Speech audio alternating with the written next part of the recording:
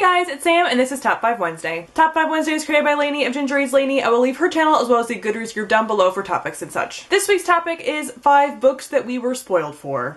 I actually don't have a very tragic history of being spoiled for books. I've been spoiled for a lot of books that a lot of other people have been spoiled for, so I don't really feel alone in that. I get spoiled a lot more for TV shows, which is actually more infuriating to me than getting spoiled for books because it happens a lot. A lot. But as far as books, I haven't been spoiled that much, but the ones I've been spoiled for have been pretty big ones. Number 5 is Queen of Shadows by Sarah J. Maas. This is because I have not read this book yet, and there have been spoilers for it since about a week before it even came out. I know some people had gotten it early, and so there were spoilers everywhere. It was unavoidable, and at this point, it's such a talked about book that I knew I was going to get spoiled, and I was fine with that, because I knew I wasn't going to read it, and especially after hearing some of those spoilers, I really wanted nothing to do with it at that point. So I always say this, that I probably will read the series in the future. I'm not sure. It's very much a maybe on the fence type thing, but I know a lot of things about the plot that I wish that I didn't, but I'm also kind of okay with. Number 4 is The Knife and Never Letting Go by Patrick Ness, and this is one that I just recently read actually, and it wasn't necessarily a huge spoiler or anything, but I just kind of gathered from what people were hinting at and how people weren't saying things about the book about a certain plot point. So I knew going into it what was going to happen with that, and even I think not being spoiled, I would have kind of picked up on it. It was kind of pretty obvious that this particular thing was going to happen, but it was still something that I was spoiled for, but not directly by people actually telling me. It was what people weren't saying.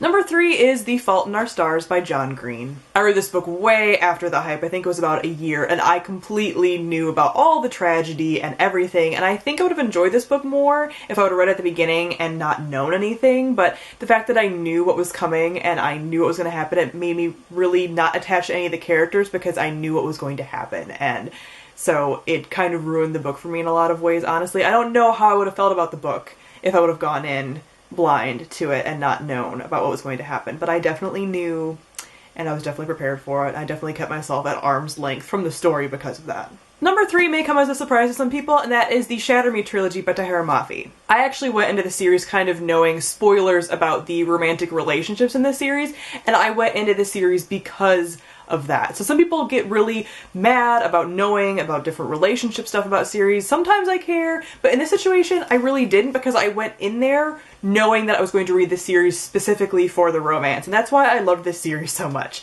I completely knew who was going to end up with who, and I was so happy about it, and getting to like live through it and feel the emotions of it, I was totally fine with that. So some people get really upset knowing everything they know about the Shatter Me series and knowing who ends up with who, but I loved it, and I loved the relationship aspect of this series and the angst, and that is exactly what I signed up for. And number 1 should come as no surprise because I feel like it's going to make everybody's list, and that is Allegiant.